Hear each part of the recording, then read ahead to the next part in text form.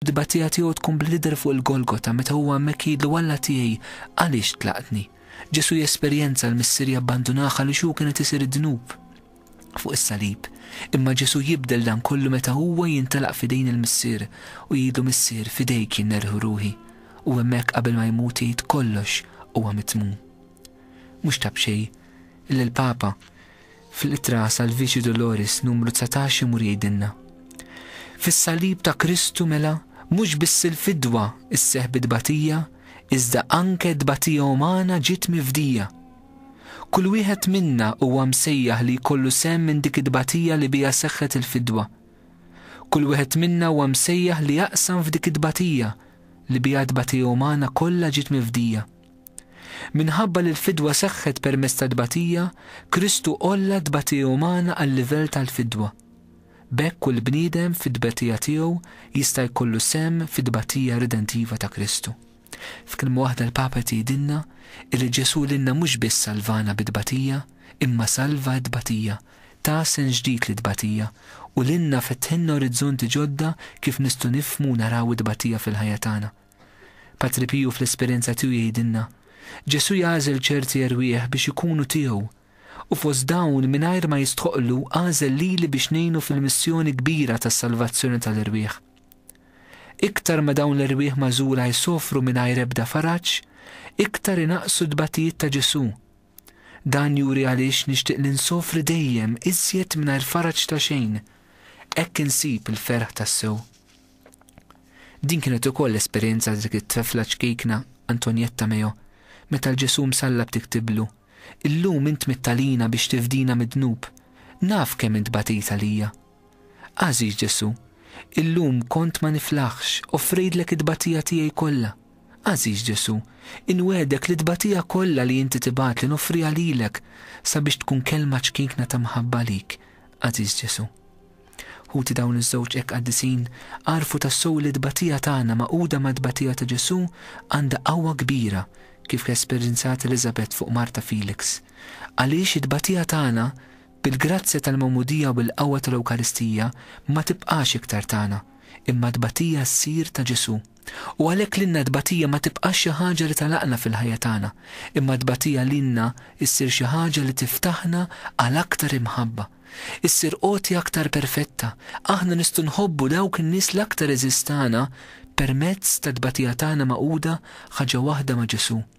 U allura naraw li rida Alla fl-aħħar mill-aħħar dejjem se tibqa' l-fejqan fil-ħajja tagħna, mhux il-mart.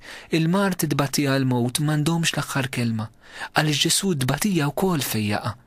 Ġesu lilna mhux biss ifejjaqna mid-batija billi jeħlisna minna, imma Ġesu lilna jfejjaqna fid-batija billi jagħti sens ġdid lid-batija fil-ħajja tagħna. U forsi hawnhekk nistgħu nifhmu wkoll kif din id-batija tiftaħna għall-aħwa, tiftaħna l-konverżjonijiet tal-oħrajn, tiftaħna billi ninaqdu fid-batijiet tagħna ma' saċerdoti fil-ministeri tagħhom.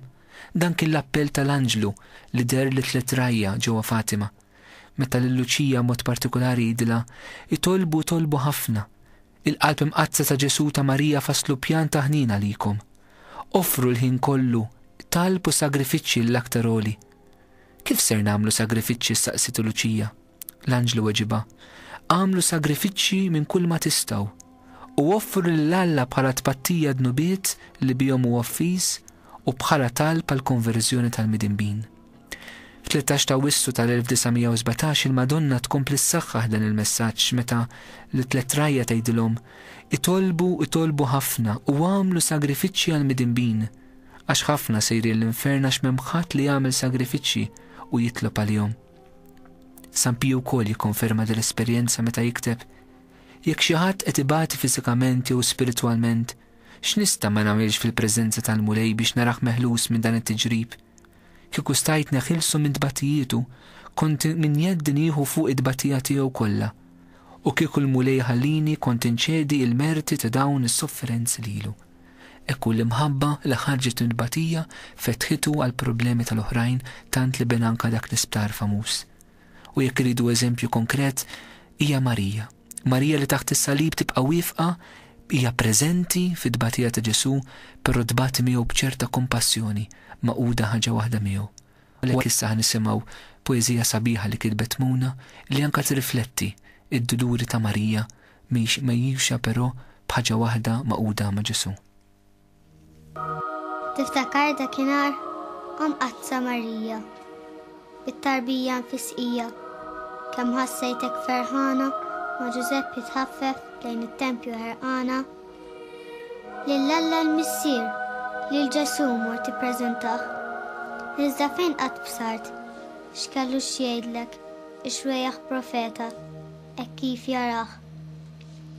Min jista' jifhem x'ħassejt f'qalbek Qazza Marija ma' dik l-aħbar ta' tant tbatija ta' xmuni tant kifra l-profezzija.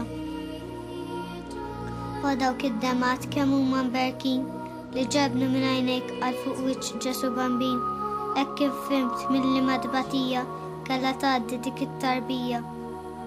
U fġieħ dwejja kbar li qabduk f'dak il-lejl ieħor ta' twerwir hekk kif Erodi kien ordna dak il-massakru tant kbir bla marittu ma' Ġużeppi rabtu lejn l-Eġittu sabiex issalvaw li ċkejken tarbija is-Salvatur li bih id-dinja ġiet mifdija. X'niket ieħor nifet lil qalbek wara ftit ta' żmien meta f'Ġerusalemm li tfajjel Ġesu ma stajt imhom kien. Wara 3 ijiem ta' jew inkwiet ma' Ġużeppi bqajt fitxu u jiddisputa mal-gbarat fit-tempju fl-aħħar sibtu. Li kont qalbek maqsuma it-tfajjel Ġesu mal-ewwel induna. Inti staqsejtu għaliex kien għamlilkom hekk, għaliex ma mexiex magħkom, għaliex baqa' hemmhekk. Ma tafux li jien għandi nkun f'dak li hu ta' missieri staqsik bla ma inti stajt tifhem x'jiġifieri. Iżda inti jerġgħet raft il-missjoni tiegħek billi tgħid iva lil Binalla li kien jitrabba miegħek. Int biss taf f'liema għoża u mħabba Ġesu għex sa ma trabba fil-li tarbija fil-li tfajjel rajtu jtiri żmien nistħajjel. Għejdli kemm sar sabiħ meta kiber sar raġel iżda rix tmiem ħajtu der saqtant imaġġel. Iktar ma ħabbejtu u rrid li tgawdih għaliex kellu jiġi ngannat minn dixxiplu li bewsa tradih. U x'dieqa u x'emozzjoni x'iniltqajt ma' dan ibnek fil-passjoni. Rajtu mdawwar b'tant edewwa, qalbu magħluqa u għomja sewwa. Lejn il-mewt ridu jwasluh, besqu fuqu u sawtuh. Huwa ħares lejk, mriet, għajjien u tant muġuh. Għalkemm imobbi blewda fuq spalleħ, ma stajt tagħmel xejn li ftit ċassa u tħares leħ. Wara li b'tant għożza rabbejtu ndukrajtu, issa ma stajt tagħmillu xejn waqt li kienu jtemmulu ħajtu. Rajtu mneżza minn dik il-libsa li b'tant imħabba kont insiġtlu li tant kien iħobba u tant xerqitlu. Għaliex din l-mibeda kollha, din l-umiljazzjoni qudiem il-folla. Minn fuq li ħafer lil midneb u fejjaq il-marit id-dinja ċaħditu għax mhux dan li trid. Bil-kruna tax-xewk rajthom jinkunurnawh, rajtu joqal wiċċu u jinsultawh. Għal-folla miġnuna f'sakra ta' dnub li ma trid taf b'xejn li fli taraħ u d-dima mislub beda jseħħ kull ma kien miktub. B'dawk li msimer f'idejh u f'riġlejh imsamrin o kemm għajad bluġieħ x'waħda din. Fuq il-għolja msejħa l-qorrija ħofra għamlu biex is-salib ta' ibnek jiddaħħal fiha. Permezz ta' ħbula waqfuh biskos u n-nifs tiegħu beda jbatti bit-toqol u tbatija li kienu ħoss. Lax li kellu bil-ħarridu jaqtawulu permezz ta' sponza fuq l-asta fuq il-feriti jasruulu. Bħarstek fissa iċċassajt lejn ibnek dak il-ħin. Mislub hemm fin-nofs miskin bejniet żewġ ħalelin. Smajtu jwieqat il-ġenna lil wieħed mill-ħatin. Baqa sal-aħħar jitlob il-missier sabiex iħenn għal-mitimbin. Għalkemm fl-eqel ta' tbatija tana wkoll lilek biex tkun omna u Verġni Marija. Min jaf kif ħassejtek dak il-ħin imdawra b'tant kefrin. X'sofferenza fuq dik il-għolja tal-Kalvarju kif stajt ħajtek tgħix mingħajru. Żewġ sagrifiċċji kontu ħdejn xulxin, f'dolor wieħed imwaħdin, agonija fl-istess ħin. Wieqfa mbikkija b'qajtem taħt is-salib, stajt tisma' fil-qrib xi biki u krib. Min jaf x'dolor ħassejt, min jaf kif infnejt, meta lil-libnek niżluh sabiex ifittxu jmorru jitfnuh. Imbagħad f'dirajk tawulek u f'ħoġrok poġġawulek, ġisem mejjet u bla ħajja, kollu mbenġel mimli ġrieħi u bidmija mimli tbajja. Ejdilna x'ħassejt mal-aħħar ħarsa li tajtu meta kont taf li kellha tkun l-aħħar darba li rajtu.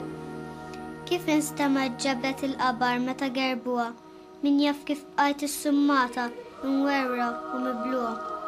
Iżda inti kont taf tassew li ibnek huwa l-Verb inkarnat, il-ħaruf ta' Alla li kellu jiġi sagrifikat.